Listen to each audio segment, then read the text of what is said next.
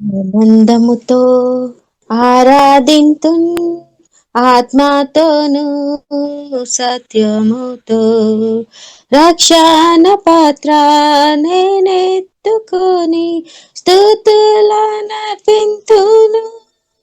హర్షించి పొగడి పూజింతును యేసుని నామమును. రక్షణ పాత్ర నేనెత్తుకొని స్తుతులనర్పింతును, హర్షించి పొగడి పూజింతును యేసుని నామమును. ఆనందముతో పాపినైనా నన్ను రక్షింపను, సిలువపైన కై తానెక్కెను, పరిశుద్ధ జీవం నాకివ్వను, మృత్యుంజయుడై లేచెను. పాపినైనా నన్ను రక్షింపను, సిలువపైన కై తానెక్కెను, పరిశుద్ధ జీవం నాకివ్వను, మృత్యుంజయుడై లేచెను. రక్షణ పాత్ర నేనెత్తుకొని స్తుతులనర్పింతును, హర్షించి పొగడి పూజింతును యేసుని నామమును. ఆనందముతో మరణ పుటురులలో నేనుండగా, నరరూపి అయిన కాడకే తెంచెన్, పరలోక జీవం నాకివ్వను, మరణపు ముళ్ళు విరిచెను. మరణ పుటురులలో నేనుండగా, నరరూపి అయిన కాడకే తెంచెన్, పరలోక జీవం నాకివ్వను, మరణపు ముళ్ళు విరిచెను.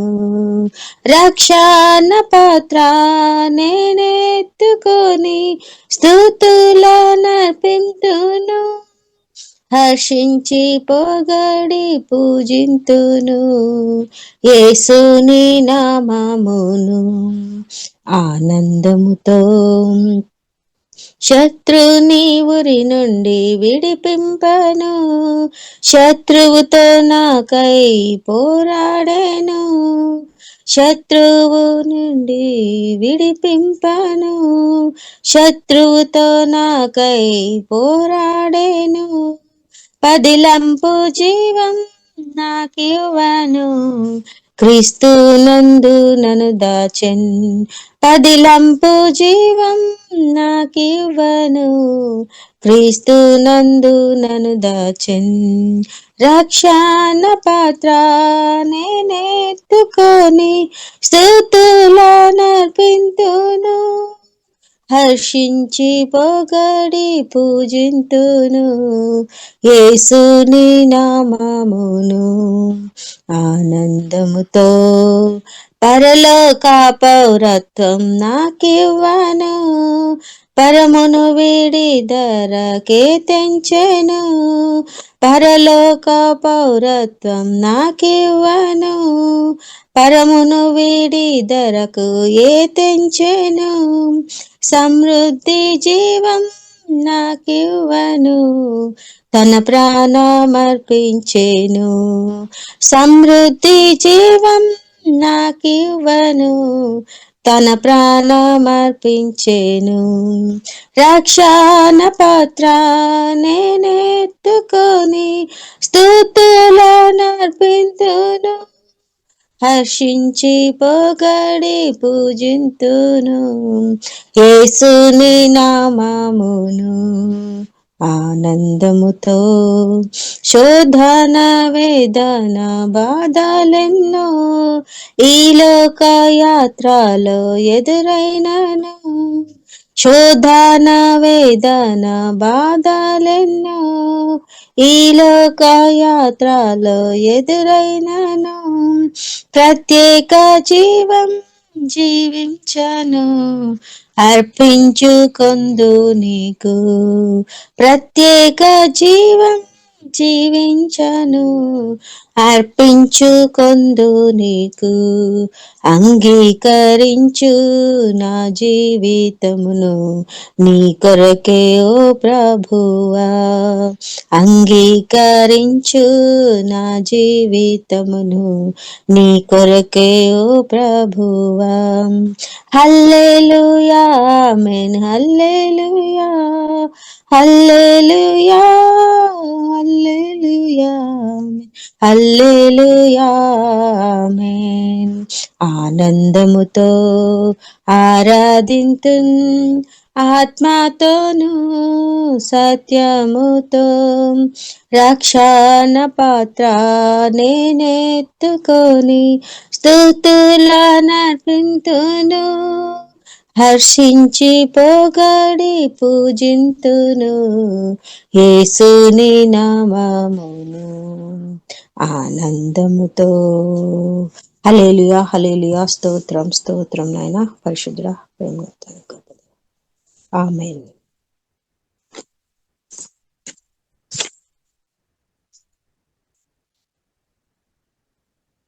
ఇంకో పాట పాడమంటారా పాస్?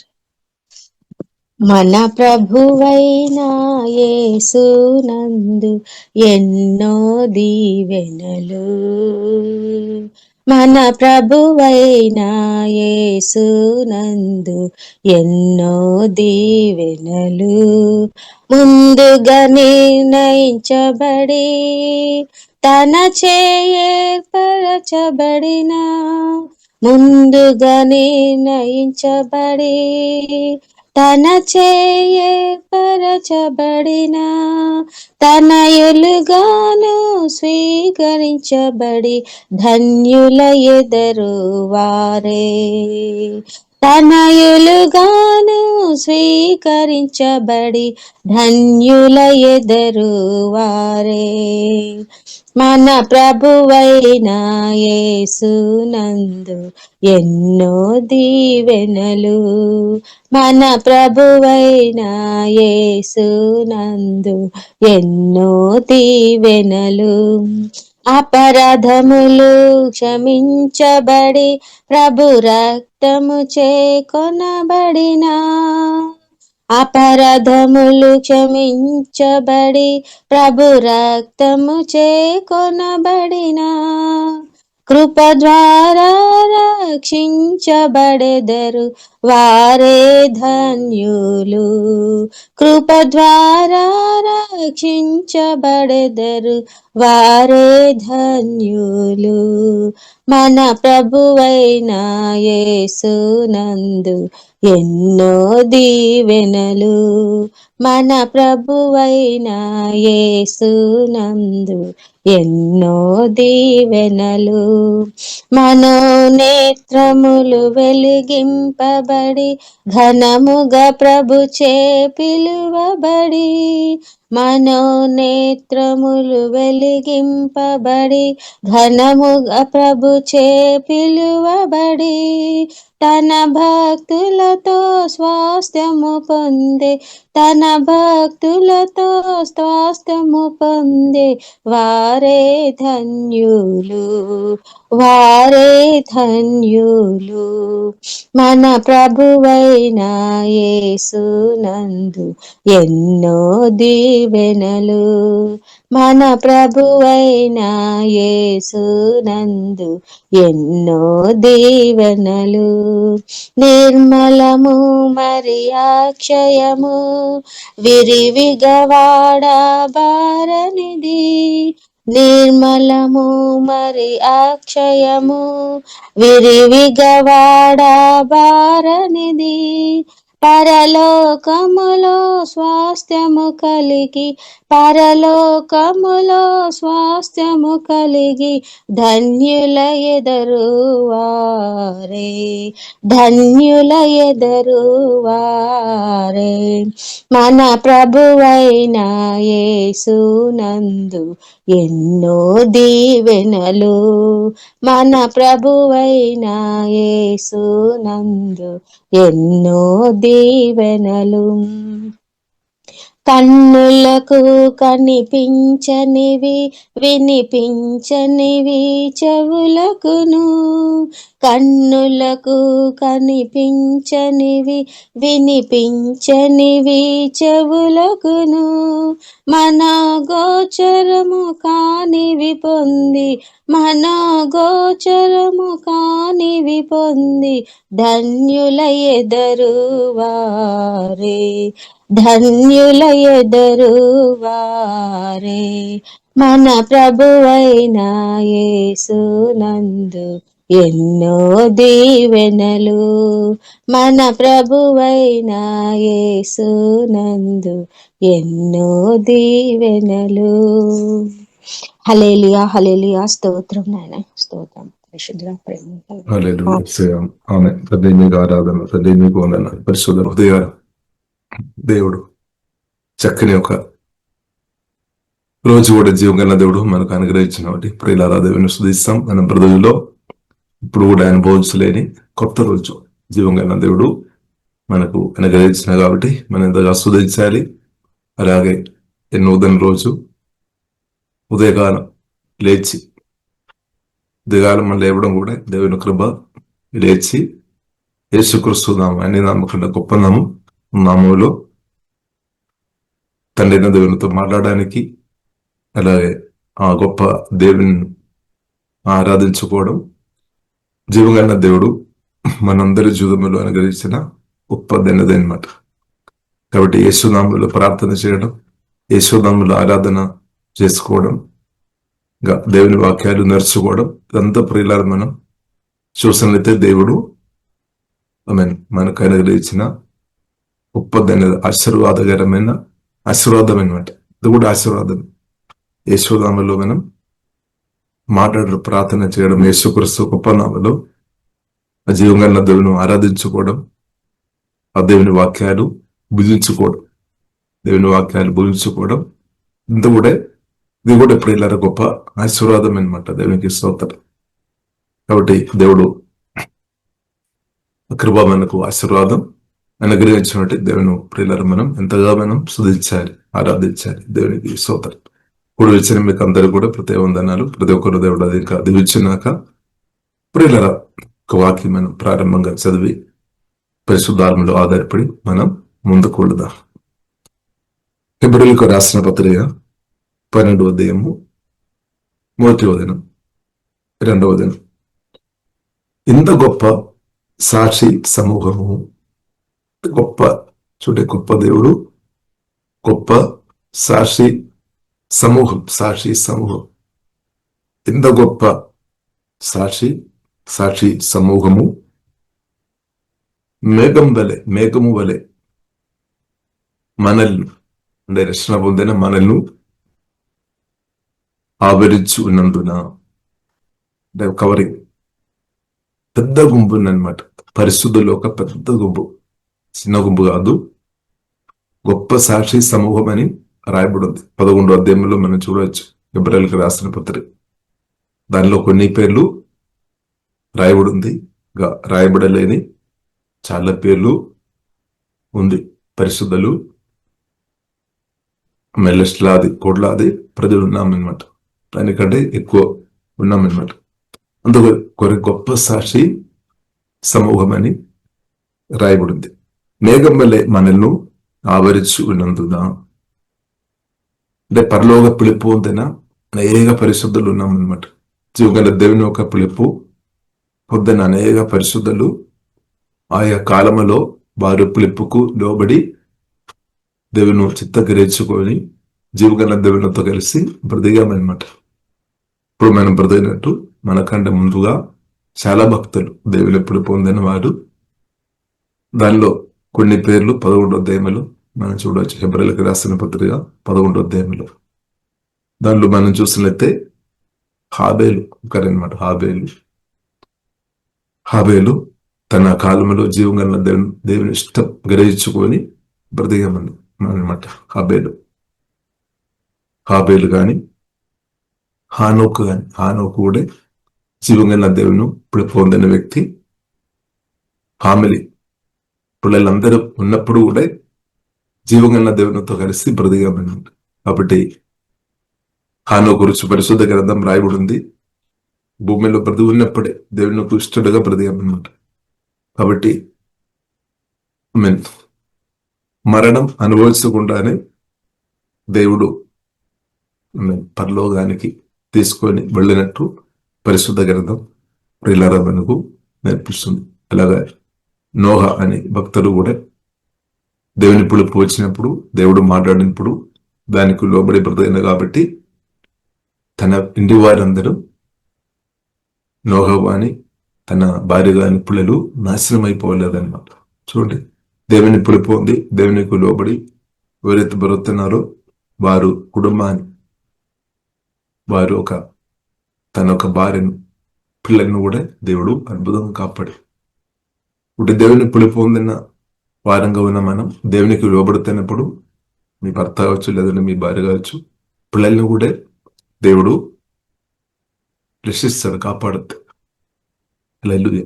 కాబట్టి దేవునికి స్తోత్రం. కాబట్టి పిల్లలు మనం దేవుని పిలుపుకు లోబడడం చాలా గొప్పది అన్నమాట.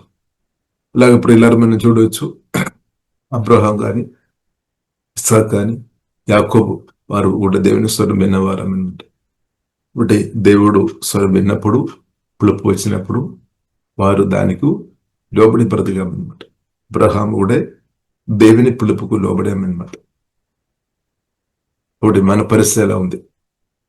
కాబట్టి మనం బాధపడవద్దు.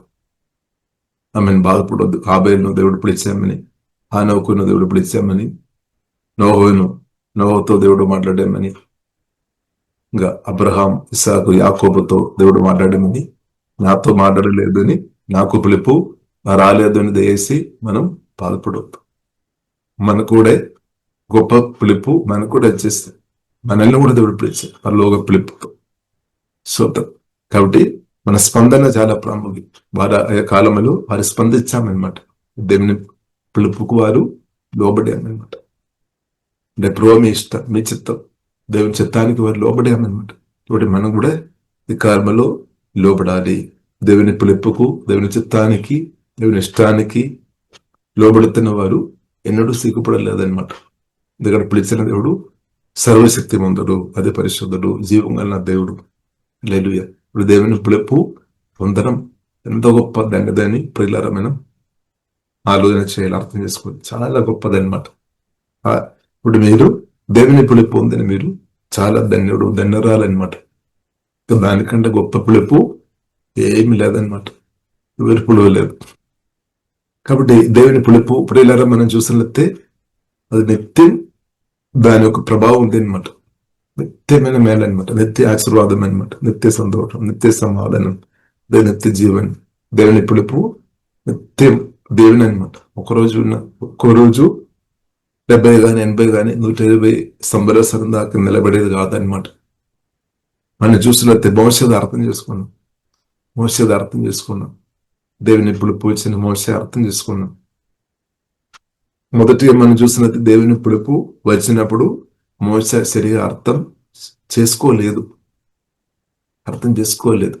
కానీ తర్వాత దేవుడు నేర్పించుండొచ్చు. మెల్లగా తనకు అర్థమైంది. దేవుని పిలుపు మామూలు కాదు, దేవుని పిలుపు చాలా ఉన్నతమైనదని దేవుడు మోషకు నేర్పించుండొచ్చు.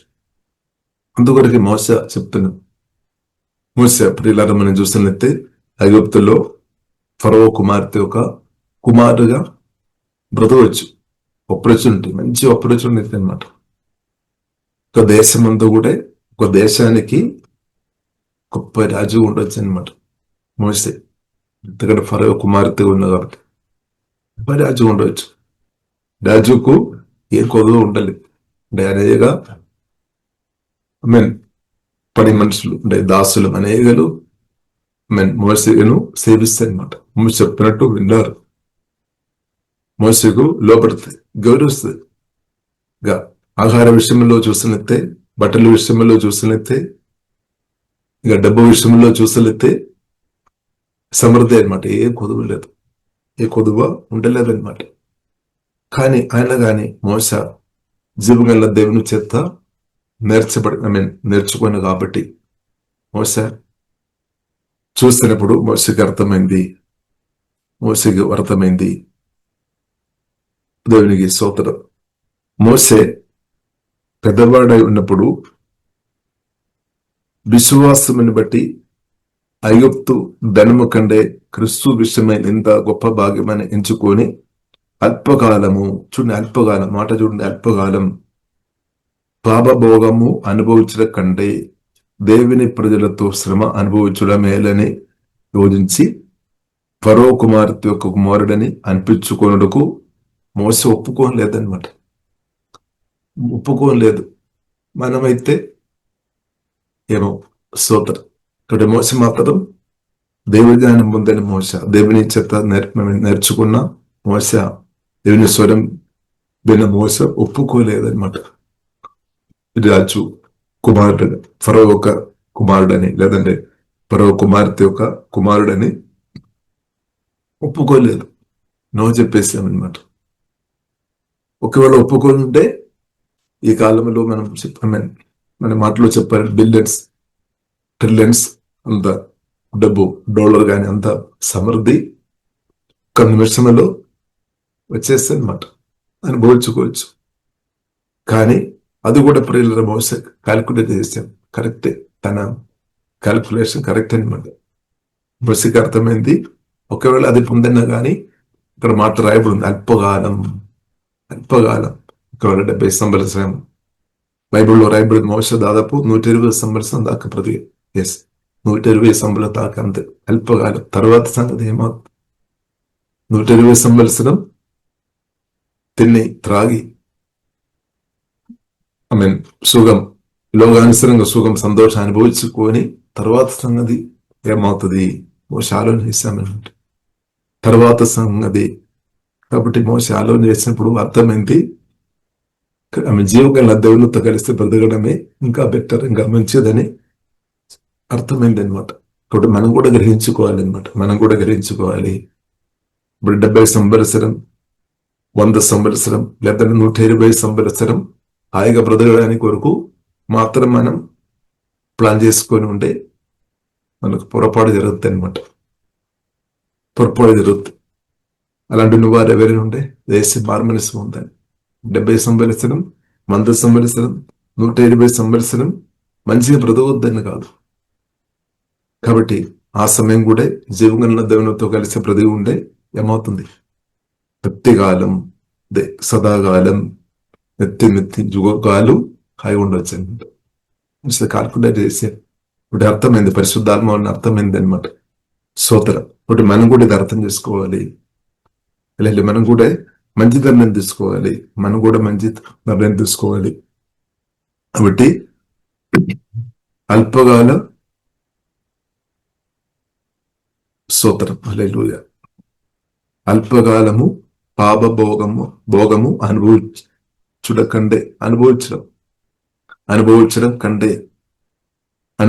కంటే స్తోత్రం, హల్లెలూయా. అనుభవించడం కంటే దేవుని ప్రజలతో శ్రమ అనే మాట ఉంది. శ్రమ అనుభవించుడ మేలని యోజించి ఫరో కుమార్తె కుమారుడిని అనిపించుకుంటూ ఒప్పుకోలేదు. అంటే నేను దైవజనుడుగా బ్రతకాలి. దేవుని ఇప్పుడు ఈ కాలంలో మనం చెప్పాలంటే దేవుని కుమారుడుగా, లేదంటే దేవుని కుమార్తెగా, లేదంటే దైవజనుడుగా, లేదంటే దైవజనరాలుగా దేవుని సొత్తుగా బ్రతకడమే గొప్ప ఆశీర్వాదం. దేవునికి స్తోత్రం. వారికి దేవుడే సొత్తు. స్తోత్రం, హల్లెలూయా. ఇప్పుడు దేవుడు సొత్తుగా ఉండడమే గొప్ప ఆశీర్వాదం. దేవుడే దేవునితో కలిసి బ్రతకడమే గొప్ప ఆశీర్వాదం. ఈ సత్యం మోస నేర్చుకున్నాం. ఇప్పుడు మనం కూడా నేర్చుకోవాలి. అలాగే పరిశుద్ధాత్మ దేవుడు మనకు నేర్పించినాక గొప్ప ఆశీర్వాదం నెత్తడుగు తండ్రి, జీవగల దేవుడు అనమాట. దానికంటే గొప్పది ఏమీ లేదు. సూపర్. కాబట్టి మోస అది అర్థం చేసుకున్నాం. ఒకవేళ కొందరు చెప్తారేమో మోసకు పొరపాటు జరిగిందని, తప్పు జరిగింది. కానీ పొరపాటు కాదు. మోసకు నిర్ణయం అదే సరైన నిర్ణయం అనమాట. అదే కరెక్ట్. ఆ మంచి నిర్ణయం తీసుకున్నాం. కాబట్టి ప్రియులారు మనం చూడొచ్చు, యేసుక్రీస్తు కూడా ప్రార్థన చేసుకుని యేసుక్రీస్తుతో పాటు పేతురు, యోహాను, యాకోబు వారు కొండ మీద వెళ్ళి వారు వెళ్ళి ప్రార్థన చేశారు. మనం చూసినట్లయితే ప్రభు ఒక మహిమ అనుభవంలోనికి ప్రియులారు మనం చూడవచ్చు. అక్కడే మనం చూడవచ్చు ఒక మహిమతో నింపబడ్డాము.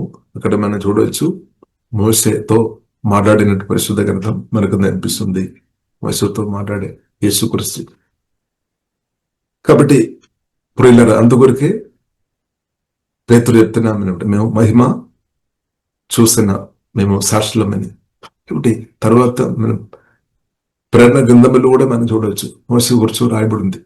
మోసే గురించి రాయబడింది. దేవునికి స్తోత్రం.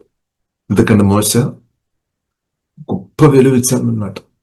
విలువ కూడా మామూలు కాదు. చాలా మనం చెప్పాలంటే మాటలు లేదు. అంత కోడ్ల కంటే ఆస్తి మనం మాటలో చెప్పాలంటే ఆస్తి కానీ డబ్బు కానీ పట్టించుకోలేదన్నమాట. పట్టించుకోలేదు. దానికంటే దేవుని పిలుపుకు లోబడామన్నమాట. దేవుడు నాకు చాలు ఉంది, దేవుని చిత్తం చాలు. ఒకవేళ శ్రమైనా పర్వాలేదు, ఎంతైనా పర్వాలేదు, భగవానం ఆయన పర్వాలేదు, కొందరు రాలేసినా పర్వాలేదు, ఏదైనా సరే నేను మాత్రం నాకు మాత్రం దేవుడు చాలు అంతే, ఆయన ఇష్టం నేను చేస్తా అంతే అని తన జీవితం సమర్పించామన్నమాట. తన జీవితం డెడికేషన్ చేస్తాం. దానివల్ల నష్టం జరిగిందా, మేలు జరిగింది మనం చూడొచ్చు. దాని వలన ప్రియులారు మనం చూసినట్టే మోసే కాలంలో అనేకులు ప్రియుల గొప్ప దేవుని పొందామన్నమాట. ఒక మోసే దేవుని చిత్తం కొరకు లోబడినప్పుడు వేలాది లక్షలాది ప్రజలు మేలు పొందే. అదే మన జీవితం కూడా అదే జరుగుతుందన్నమాట. మనం జీవంగా దేవుని చిత్తం కొరకు మనం లోబడుతున్నప్పుడు, దేవుని స్వరానికి లోబడుతున్నప్పుడు నీవు మనందరం అనేకులకు తప్పకుండా దేవుని దగ్గరగా మార్చబడుతుంది. దేవుడు ఎన్నడూ మర్చిపోలేదన్నమాట. దేవుని కొరకు మన జీవితం సమర్పించిన వ్యక్తులను దేవుడు మర్చిపోలేదు. తండ్రి కుమారి పరిశుద్ధాత్మ దేవుడు మర్చిపోలేదు. అందుకొరకే హెబ్రీయులకు రాసిన పత్రిక 12వ అధ్యాయం 1 రాయబడింది. ఎంతో గొప్ప సాక్షి సమూహమని రాయబడింది. అనేక భక్తులు దేవుని పిలుపు వచ్చినప్పుడు దానికి లోబడామన్నమాట. లోబడి కాబట్టి పిల్లల ఫరో కుమార్తె అని అనిపించుకొని ఒప్పుకోలేదు. ఒకవేళ ఒప్పుకొని ఉంటే చాలా ఒక్క నిమిషం చాలు, గొప్ప ఆస్తిపరుడుగా, గొప్ప చాలా డబ్బు వెళ్ళిన వ్యక్తిగా మార్చబడద్దు. కానీ అది కూడా అల్పకాలం మాత్రమే. 70 కానీ 100 కానీ మోసకు జీవితం చూసి 120 సంవత్సరం అక్కడ దాకా ఓకే. తర్వాత సంగతి ఏమవుతుంది? కాబట్టి అందుకొరకు పరిశుద్ధ గ్రంథంలో రాయబడింది, మన ఈ భూ సంబంధమైన భూమిలో బ్రతికినప్పుడు ఉన్న సంతోషం మాత్రం కోరుకోవద్దన్నమాట. భూమిలో ఉన్నప్పుడు దేవుడు సంతోషం ఇస్తాడు, కానీ తర్వాత కూడా నిత్య యుగాలు మన సంతోషం, సమాధానం, నెమ్మది అనుభవించాలంటే ఖచ్చితంగా దేవుని స్వరానికి లోపడాలి. దేవునితో కలిసి బ్రతకడం పరిశుద్ధాత్మ వలన ఇప్పుడే మనం నేర్చుకోవాలన్నమాట.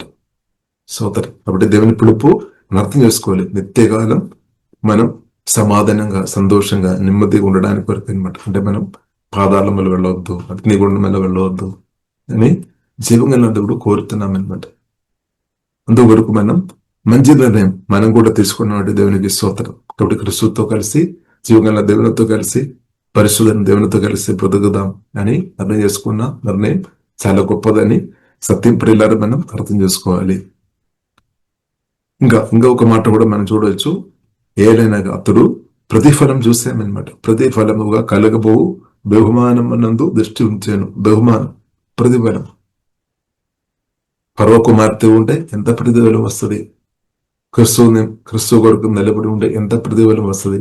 రెండు క్యాల్కులేట్ చేసామన్నమాట.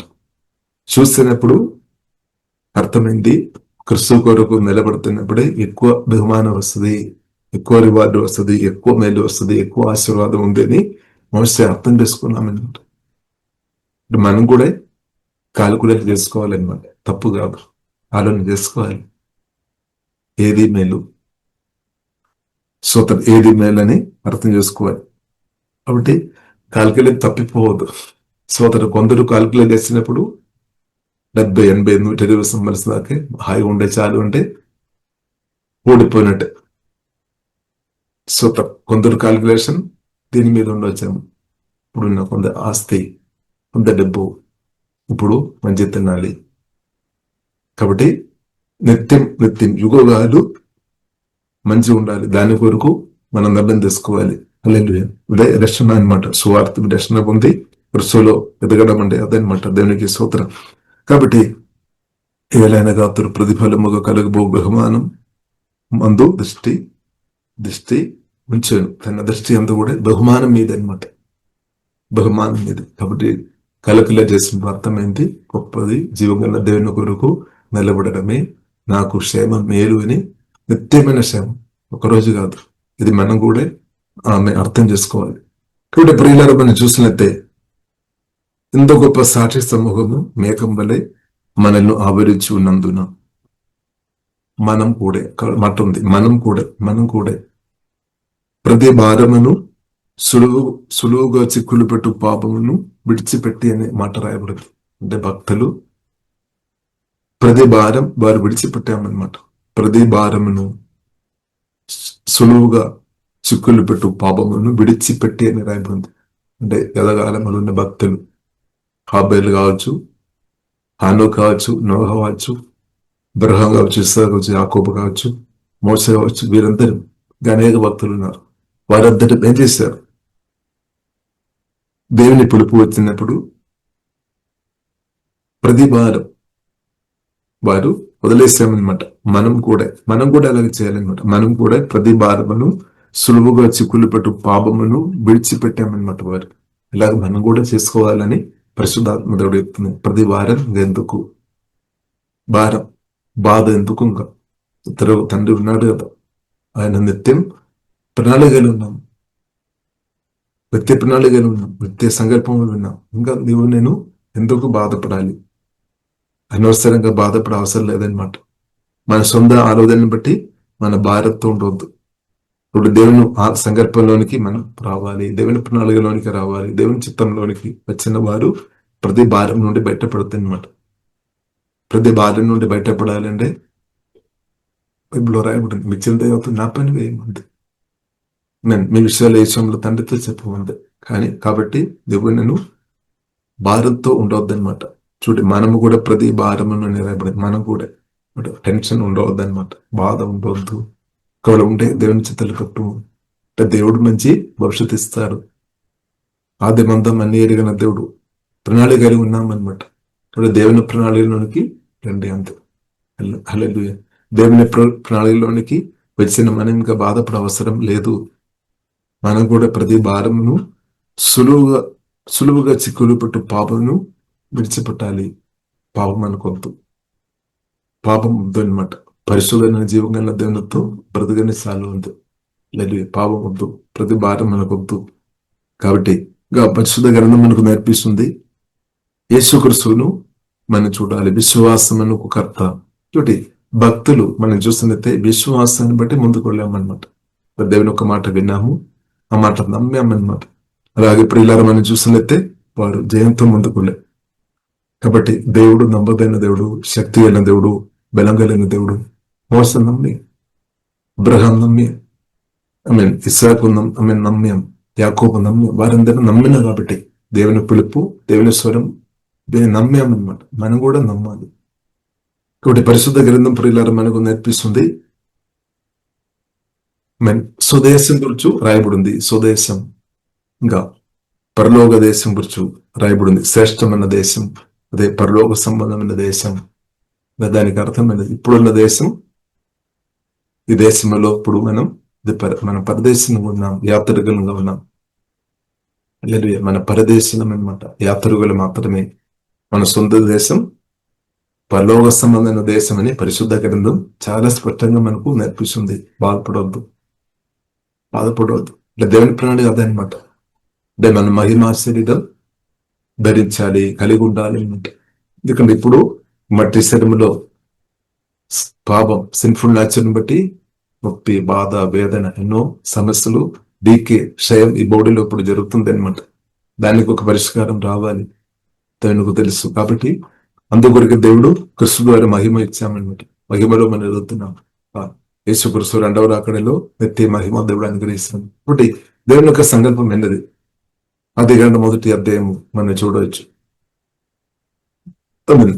దేవుని యొక్క మహిమతో నింపబడిన బ్రతుకు దేవుడు కోరుతున్నాం అన్నమాట. మహిమతో నింపబడిన శరీరం దేవుడు మనకు అనుగ్రహిస్తాడు. ఆ మహిమా శరీరంలో నిత్యం నిత్తరు తండ్రితో కలిసి బ్రతకడమే నా పట్ల మీ పట్ల దేవుని చిత్తం. బాధపడద్దు. కాబట్టి ఈ పాప స్వభావం నుండి దేవుడు విడిపిస్తాడు. పూర్తి పాప శరీరం నుండి దేవుడు విడిపిస్తాడు. శరీరం నుండి దేవుడు విడిపిస్తాడు. సువార్తలో ఉంది. సువార్తల్లో 2 ప్రాముఖ్యమైన విషయం ఉంది. ఒకటి క్షయం, 2 మరణం.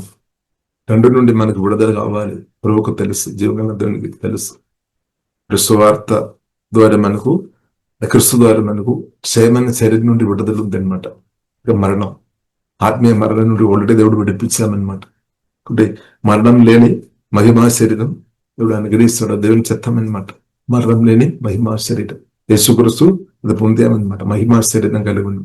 లేదు కాబట్టి పరిశుద్ధ గ్రంథం. కాబట్టి మనం బాధపడవద్దు, భారపడవద్దు. ఏ విషయం గురించి బాధపడవద్దు.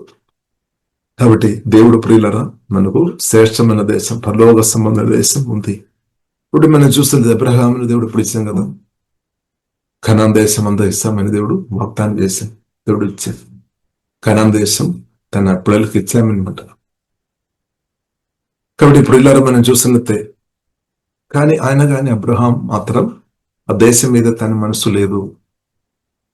సో అబ్రహాముకు దేవుడు వాగ్దానం చేసినట్టు వాగ్దానం దేవుడు ఇచ్చామన్నమాట.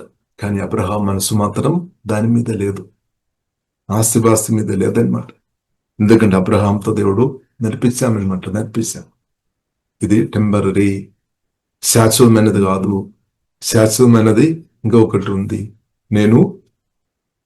దేవుడు శిల్పిగా నిర్మించిన పునాదులు గల పట్టణం. పునాదులు దేవుడు దానికి పునాది వేసాం. దేవుడు శిల్పిగా నిర్మించిన పట్టణం. ఆ పట్టణం మాత్రమే శాశ్వతంగా నిలబడుతుంది.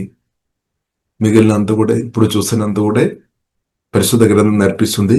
ఈ ద్వారా అది ప్రభు శుద్ధి చేస్తాడు. దానికి ముందు సంఘం ఎత్తపడతాయి అనమాట. ఇప్పుడున్న ఆకాశం కానీ భూమి అంతా కూడా మార్చబడతాయి అనమాట. నూతన ఆకాశం, నూతన భూమి జీవంగా దేవుడు తీసుకొని వస్తాడు. ఇప్పుడు అబ్రహాముకు దృష్టి దాని మీద అనమాట. తనకు దేవుడు వాగ్దానం చేసిన ఆశీర్వాదం కంటే మనం చూసినట్లయితే దేవుడు శిల్పిగా నిర్మించిన పునాదులు గల పట్టణం మీదకు అబ్రహాం మనసును జీవగల దేవుడు తప్పేశామన్నమాట. ఎందుకంటే అది శాశ్వతంగా ఉంది అనమాట, నిత్యం ఉంది అనమాట. దేవుడు సర్వజ్ఞాని అయిన దేవునికి తెలుసు. కాబట్టి దేవుడు అబ్రహామును నడిపించాడు. ఇప్పుడు మనం చాలా చూస్తున్నాం. అంత కూడా టెంపరీ మాత్రమే, పర్మనెంట్ కాదనమాట. టెంపరీ మాత్రమే. అందుకని మనం మోసపోవద్దు అనమాట. ఇప్పుడు మనం చూస్తున్నంత కూడా టెంపరీ మాత్రమే. ఇంకా పర్మనెంట్ ఉండేది, నిత్యం ఉండేది జీవం కలిగిన దేవుడు అనమాట. అందుకొరకు అబ్రహాం ఏం చేశాడు? గట్టిగా జీవం కలిగిన దేవుడిని పట్టుకున్నా. అంతే. మోస కూడా అర్థమైంది. ఇప్పుడున్న ఆ చూస్తున్నంత కూడా టెంపరీ మాత్రమే, అల్పకాలం నిలబడుతుంది, తర్వాత నిలబడలేదనమాట. మోసే నిర్ణయం చేసుకున్నాను, నేను అల్పకాలం కాదు, నిత్యం నేను ఆశీర్వాదం పొందాలి, నిత్యం నేను ఆశీర్వాదం అనుభవించాలి, నిత్యం నేను మేలు పొందాలి. అందుకు మోసే పరిశుద్ధాత్మతో కలిసి మంచి నిర్ణయం తీసుకున్నాం, స్ట్రాంగ్ నిర్ణయం తీసుకున్నాం. జీవగలిగిన దేవుడు అంతే. దేవునంతా నేను బ్రతకాలి అంతే. దేవుని ఇష్టడుగా నేను ఉండాలి అంతే. నిర్ణయం తీసుకున్నా అంతే. ఇప్పుడు మనం కూడా అలాగే మంచి నిర్ణయం తీసుకున్న వారిని బట్టి దేవునికి స్తోత్రం. జీవగలిగిన దేవునితో నేను బ్రతకాలి, బ్రతకనంత కాలం. ఇప్పుడు అలాంటి వారు నిత్యం జీవం కలిగిన దేవునితో బ్రతకత్తి అనమాట. రివార్డ్ అనమాట, బహుమానం అనమాట. దేవునికి స్తోత్రం. హల్లెలూయా. కాబట్టి అబ్రహాం ప్రియులారా మనం చూసినట్లయితే మంటే బంగారాలు, గొర్రెలు, దాసులు అంతా చాలా ఉన్నప్పుడు కూడా దానికంటే ఎక్కువ జీవం కలిగిన దేవుని ప్రేమించామన్నమాట. సో దేవుడు నేర్పించామన్నమాట. దేవుడు శిల్పిగా నిర్మించిన పునాదులు గల పట్టణం. కాబట్టి ఆ పట్టణం స్థిరంగా నిలబడుతుంది అనమాట. ఇప్పుడు మనం చూస్తున్న చాలా పట్టణాలు నిలబడలేదన్నమాట. మనం మనసులో అనిపిస్తాం పలానా పట్టణం బాగుంది అని. కానీ అదంతా కూడా ఇప్పుడు ఉన్న భూమి కానీ ఆకాశం కానీ దేవుడు ఆమె హాలి సంఘం ఎత్తబడిన తర్వాత అగ్ని ద్వారా శుద్ధి చేస్తాడు అని 2వ పేతురులో కూడా స్పష్టంగా రాయబడి ఉంది. అంటే మనం అర్థం చేసుకోవాలి, దీని మీదైనా మన దృష్టి, లేదంటే జీవంగల దేవుని మీద సోతుడు కాబట్టి మన దృష్టి. కాబట్టి ఇదంతా మనం అనుభవించుకోవచ్చు. ఇప్పుడు బ్రతున్నప్పుడు మనకు దేవుడు ఆహారం ఇస్తాడు, మేలు ఇస్తాడు, బట్టలు ఇస్తాడు, మన అవసరానికి మనం ఇల్లు ఇస్తాడు, అంతా అనుభవించుకోవడానికి కొరకు మాత్రమే. కానీ దేవుని కంటే దాని మీద మనం పట్టుబట్టవద్దనమాట. జీవగల దేవుని కంటే దాన్ని ఎక్కువ ప్రేమించవద్దని మాట. లేదు, అది చాలా గొప్పది, నెల్లు గొప్పది, కొన్ని కోట్లు వస్తాయేమో, ఇల్లు కానీ ఆస్తిపాస్తులు చాలా కోట్లు వస్తాయేమో, అని అదే నా స్థిరమైన ఆస్తి అని దేశ అనుకోవద్దనమాట. స్థిరమైన ఆస్తి జీవగల దేవుడని సత్యం పరిశుద్ధాత్మని అర్థం చేసుకోవాలి. అబ్రహాం నేర్చుకున్నాం, అందుకొరకే అబ్రహాం నేర్చుకున్నాం. కాబట్టి అబ్రహాము మనసు దృష్టి మారింది అనమాట. అబ్రహాము చూస్తున్నాం. చూడండి, ఫిబ్రవరికి రాసిన పత్రిక 11వ అధ్యాయము 9వ వచనం 10వ వచనములో రాయబడి ఉంది. విశ్వాసాన్ని బట్టి అతడును అతనితో వాగ్దానమునకు సమాన వారసులైన ఇస్సాకు, యాకోబు అనువారును కూడారములో నివసించుచు అన్యుల దేశములో ఉన్నట్టుగా అన్యుల దేశములో ఉన్నట్టుగా వాగ్దత్త దేశములో పరవాసులరి. ఎలనగా దేవుడు దేనికి చిత్తమైన శిల్పియు నిర్మాణకుడునై ఉన్నాడో పునాదులు గల ఆ పట్టణం కొరకు అబ్రహాం ఎదురు చూచుండిన. అబ్రహాం ఎదురు చూస్తున్నామన్నమాట. ఇప్పుడు దేవుడు వాగ్దానం చేస్తుంది, ఇచ్చామన్నమాట దేశం, ప్రాంతం. అని దాని మీదే తన మనసు లేదు. ఇంకొకటి నిత్యమైన శ్రేష్టమైన దేశం వరకు, శాశ్వతమైన రాజ్యం వరకు, నిత్య రాజ్యం వరకు దేవుడు శిల్పిగా నిర్మించిన పునాదులు గల పట్టణం చూడాలి. దానిలో నేను కూడా ఉండాలి, దానిలో నేను కూడా ఉండాలి అని అబ్రహాం ఒక తపన అదనమాట. అంటే మన తపన ఏంటిది, మన కోరిక ఏంటిది? సోదర అదే అపోస్తలుడైన పౌలు కూడా చెప్తున్నా, నేను మొదటి పునరుద్ధానములో నేను ఉండాలి. అపోస్తలుడైన పౌలుకు దేవుడు నేర్పించామన్నమాట. చాలా డిగ్రీ పొందిన వ్యక్తి, వరల్డ్ స్టాండర్డ్ ప్రకారం చాలా డిగ్రీ, చాలా హోదాలు కలిగిన వ్యక్తి. కానీ తన డిగ్రీ అంతా కూడా పక్క పెట్టేసామన్నమాట. దాన్ని అతిశయపడడం లేదనమాట. పెద్ద పెద్ద డిగ్రీ పొందిన వ్యక్తి, కానీ అదంతా పక్క పెట్టేస్తాం. దేవుని పుడిపోయినప్పుడు క్రిస్తు కూర్చుని అది శ్రేష్ఠ జ్ఞానాన్ని బట్టి అన్ని విడిచిపెట్టామన్నమాట. కాబట్టి ఆ పిలుపులకు తగినట్టు ముందుకు పరుగెత్తామన్నమాట. మన పరిస్థితి ఎలా ఉంది? మనం దేవుని పుడిపోయిన మనం ముందుకు పరుగుతున్నామా, లేదంటే కొన్ని డిగ్రీ మనం వెనుకకు లాగుతున్నామా? మన పరిస్థితి అనేది. కొన్ని ఇల్లులు మనం లాగుతున్నామా? క్రిస్తుతో కలిసి మనం ముందుకు వెళ్లకుండా ఇల్లు కానీ, ఆస్తిపాస్తులు కానీ, డబ్బు కానీ, హోదాలు కానీ మనల్ని వెనుకకు లాగుతుందా? లేదంటే క్రిస్తు ఒక ప్రేమ మనల్ని ముందుకు నడిపిస్తుంది? ఎలా ఉంది మన పరిస్థితి? మన మనసును, ఆస్తిపాస్తులంతా కూడా మన మనసును కప్పేసామా? ఆస్తి ఉంటే చాలు, నేను హాయిగా బ్రతుకుతాం. డబ్బు ఉంటే చాలు, నేను హాయిగా బ్రతుకుతాం. కొన్ని పెద్ద జోబు ఉంటే చాలు, నన్ను హాయిగా బ్రతుకుదాం. కాబట్టి ఇప్పుడు ఇలా జోబు ఉండడం తప్పు కాదు, ఆస్తిపాస్తులు ఉండడం తప్పు కాదు. కానీ జీవగల దేవునితో కలిసి బ్రతకడం మనం నేర్చుకోవాలి అనమాట. దేవుని చిత్తం చేసుకొని బ్రతకడం పరిశుద్ధాత్మ వలన మనం నేర్చుకోవాలి. అబ్రహాం నేర్చుకున్నాం, ఇస్సాకు నేర్చుకున్నాం, యాకోబు నేర్చుకున్నాం, మోషే నేర్చుకున్నాం. దేవుడు నేర్పిస్తాడు. కాబట్టి మనం నేర్చుకునే మనసు మనకు దేవుడు దయచినట్లు నేర్చుకోవాలి. ఇప్పుడు ఇలా నేర్చుకోవాలి. దేవుడు నేర్పిస్తాడు. హల్లెలూయా. దేవా నాకు నడిపించుము ప్రార్థన చేయాలి. ఇప్పుడు ఇలా మనం చూసినైతే ఏలినగా దేవుడు దేనికి శిల్పి నిర్మాణకుడు అయి ఉన్నాడో పునాదులు గల పట్టణం కొరకు అబ్రహాము ఎదురు చూచుండేను. ఆస్తిపాస్తులు లేదని కాదు, ఆస్తిపాస్తులు లేదు కాబట్టి చూసామని కాదు. ఆస్తిపాస్తులు ఉన్నా అయినా కానీ అది టెంపరీ అని అర్థమైంది అనమాట. కొన్ని రోజులే, కొన్ని సంవత్సరమే పని చేస్తుంది. తర్వాత సూత్రం పరిస్థితి ఏమవుతుంది, తర్వాత ఏమవుతుంది, అది అబ్రహాం మేము ఆలోచన చేస్తాం. కాబట్టి ఏలైనగా దేవుడు దేనికి శిల్పి నిర్మాణకుడై ఉన్నాడు పునాదుల పట్టణం కొరకు అబ్రహాము ఎదురు చూస్తే ఆ పట్టణం గురించి మరి శ్రేష్టమైన దేశం అని రాయబడింది, పరలోక సంబంధమైన దేశం. కాబట్టి ఇప్పుడు ఇలా మనం కూడా ఇప్పుడే నేర్చుకోవాలి, మన మనసులో నేర్పించాలన్నమాట. కాబట్టి మనం వేసి మోసపోవద్దు అనమాట. మోసపోవద్దు. నిత్య మహిమ కొరకు, నిత్య రాజ్యం కొరకు, శాశ్వత రాజ్యం కొరకు పరిశుద్ధాత్మ దేవుడు మన మనస్సును కూడా, మన హృదయాన్ని కూడా వాక్యం ద్వారా పరిశుద్ధాత్మ దేవుడు సిద్ధపరిచినాక అలాంటి ఉన్న భక్తులు మోసపోలేదు. ఇంకా ప్రియులారు మనం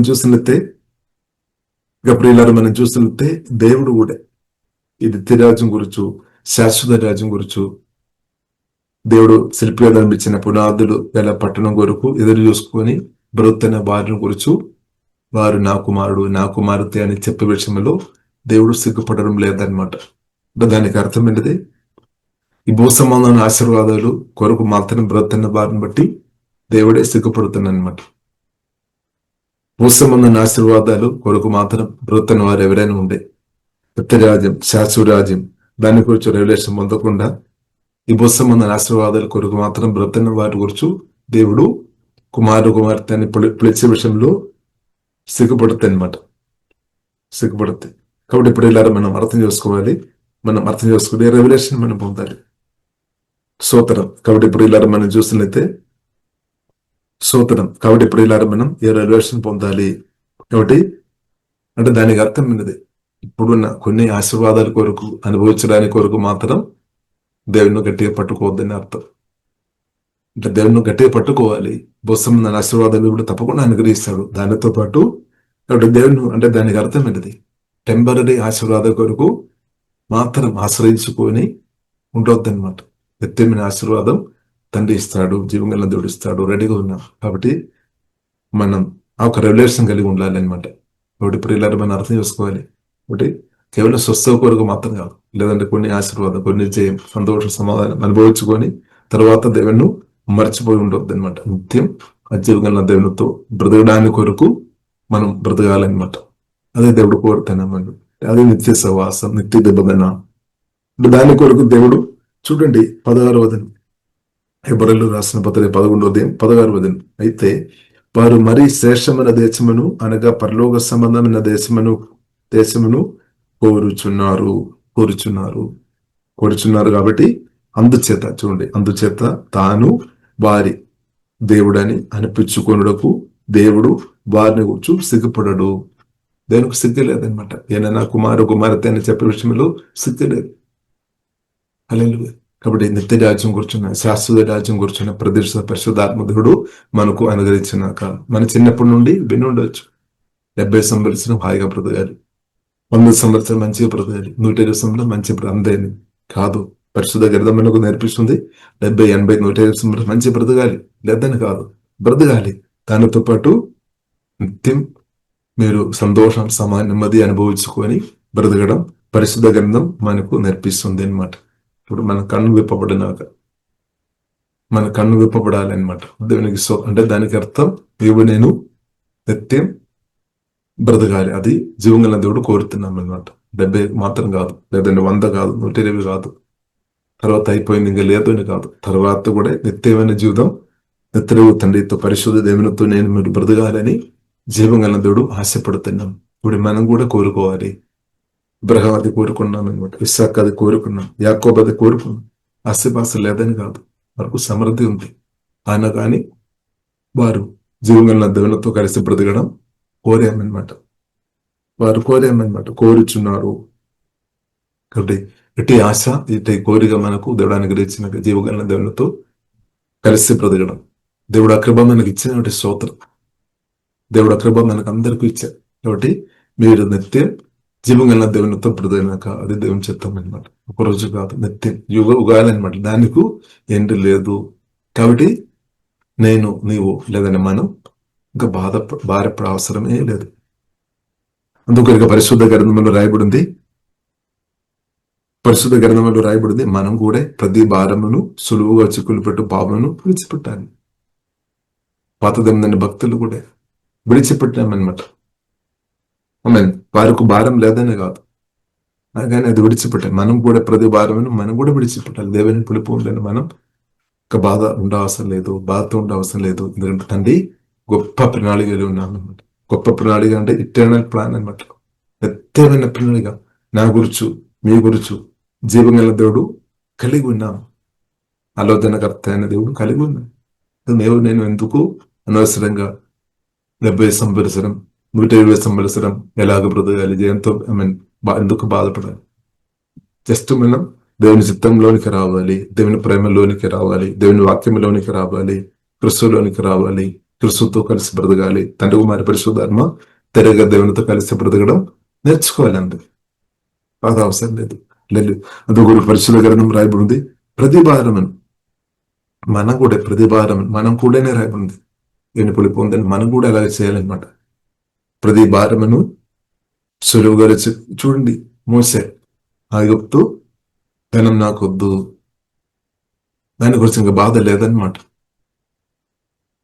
నాకు జీవగల దేవుడు చాలా ఉంది, ఒక గట్టిగా నిర్ణయం తీసుకున్నాం. సిగ్గుపడేమా? సిగ్గుపడలేదు. మోసేకు ఆహారం అంత దేవుడు అద్భుతంగా దేవుడు అందించామన్నాడు. మోస మాత్రం కాదు, మోసతో కలిసి ఎవరైతే ఉన్నారో వారందరిని ప్రతిగామన్నమాట. హల్లెలూయా. వారందరినీ జీవగల దేవుడు మన్నా అనుగ్రహించి దేవుడు పోషించాడు. దేవుడు మేలు అనుగ్రహించి పోషించాడు. ఇప్పుడు అదే దేవుడు నిన్ను కూడా తప్పకుండా పోషిస్తాడు. ఇప్పుడు జీవగల దేవుని కొరకు నిలబడుతున్న మనల్ని దేవుడు తప్పకుండా కాపాడుతాడు, చూస్తాడు. మనం చూడవచ్చు, మోసేను ఇశ్రాయేలు ప్రజలను చంపడానికి ఫరో సైన్యం ప్రయత్నం చేశారు. అంటే మోసేను ఇశ్రాయేలు ప్రజలు జీవగల దేవుడు కాపాడు. కానీ ఎవరైతే మోసేను ఇంకా ఇశ్రాయేలు ప్రజలను చంపాలని కోరారో వారందరూ ఆ ఎర్ర సముద్రంలో మునిగి వారు మరణించారు. కానీ జీవంగల దేవుని పిలుపుకు లోబడిన మోస దీర్ఘాయుస్సు అనుభవించారు. ఇప్పుడు జీవంగల దేవుని పిలుపుకు లోబడుతున్న మళ్ళీ దేవుడు కాపాడుతాడు, దీర్ఘాయుస్సు అనుగ్రహిస్తాడు. అది మాత్రం భూమిలో మాత్రం కాదు, తర్వాత కూడా నిత్యం యుగాలు జీవంగల దేవునితో బ్రతుకుతుంది. సోదరు లేదు. కానీ ఫరో భరిస్తే ఏమవుతుంది? మోసేను ఇశ్రాయేలు ప్రజలను చంపడానికి ఫరో గాని వారి సైన్యం గాని భూమిలో బ్రతికినప్పుడు అకాల మనం అనుభవించాం, దీర్ఘాయుస్సు అనుభవించాలి. అది మాత్రం కాకుండా నిత్యం యుగాలు జీవగణ దేవునితో బ్రతికేది కూలిపోతాయి అనమాట, నష్టమైపోతాయి అనమాట, నష్టమైపోతాయి. ఇప్పుడు లాభం ఏంటది? లాభం ఏంటది? ఆలోచన చేయాలి. లాభం ఏంటది? జీవగణ దేవునితో కలిసి బ్రతకడమే మనకు నిత్యమైన బెనిఫిట్ అనమాట. దాని కొరకు దేవుడు మనల్ని కూడా పిలిచాం. ఇప్పుడు మనకు కూడా పిలుపు వచ్చాం.